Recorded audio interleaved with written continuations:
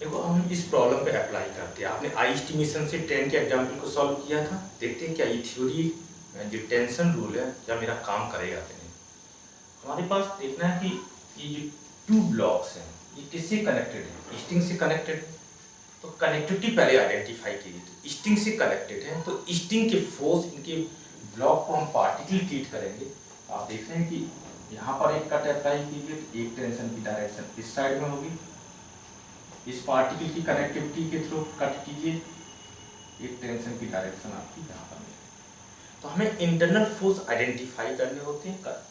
कहाँ पर चाहिए, जिसके थ्रू कनेक्टिविटी मेंटेन है। अब मुझे क्या करना है, हम वेलोसिटी का रिलेशन चाहिए। वेलोसिटी कैलकुलेट करनी तो पावर इक्वेशन यूज करेंगे। और पावर में क्या है, डॉट प्रोडक्ट है फोर्स और वेलोसिटी का। ये दोनों वेक्टर हैं। वेक्टर को टील पॉइंट जंक्शन के साथ आप प्लॉट कर लीजिए। हम इस फर्स्ट टाइम अभी प्लॉट कर रहे हैं, उसको आप डायरेक्ट कर लें। इस ब्लॉक को ही हम पार्टिकल ट्रीट कर लें। Suppose that this is your particle. इस पर टेंशन इस साइड में, टेंशन फोर्स आपने शो किया, प्लस एक वेलोसिटी वेक्टर v1। यहां पर बताएंगे एंगल कितना है, 180। इसको भी एक हम पार्टिकल ट्रीट कर रहे हैं। फोर्स की डायरेक्शन, टेंशन, वेलोसिटी, यहां पर एंगल कितना है, 0। तो पावर इक्वेशन आपके पास कितना है,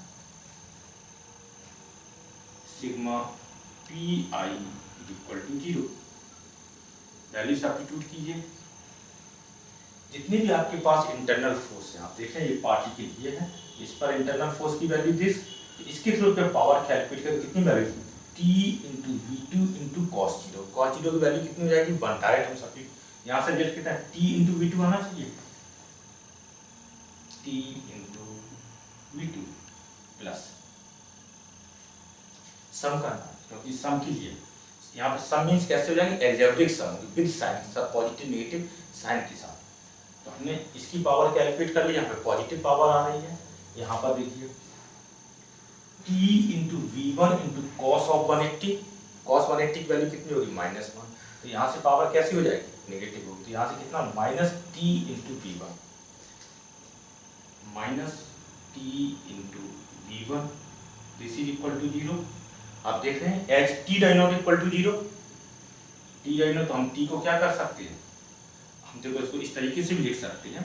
एक बार स्टैच करके लिख लेते हैं, T into v two minus v one is equal to 0।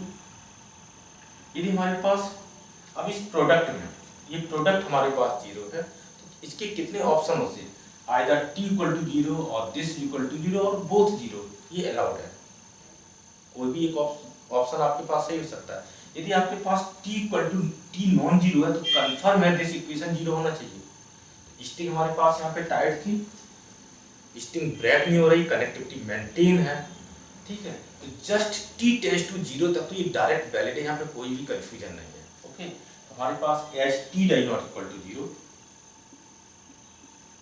As t die not equal to 0 आप कैसे लिखेंगे, v2 minus v1 equal to 0।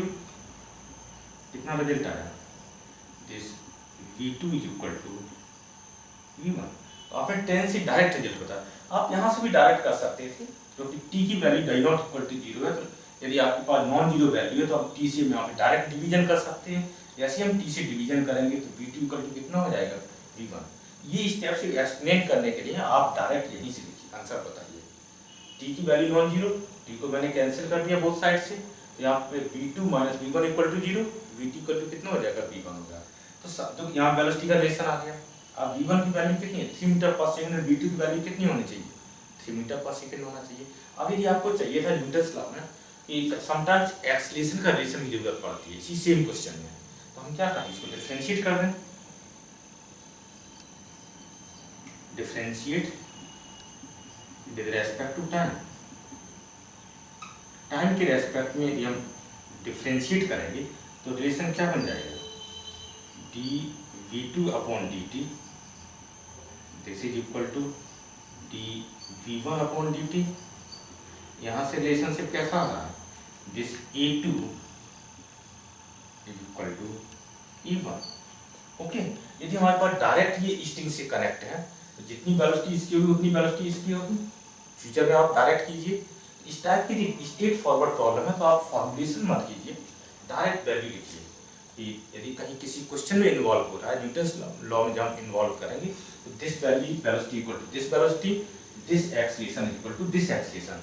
तो यहाँ पर A1 A2 मार्क नहीं करना, न्यूटन्स लॉ में जब आप जाएंगे डायरेक्ट आपकी एक ही वैल्यू आपको मार्क करनी होगी। ओके।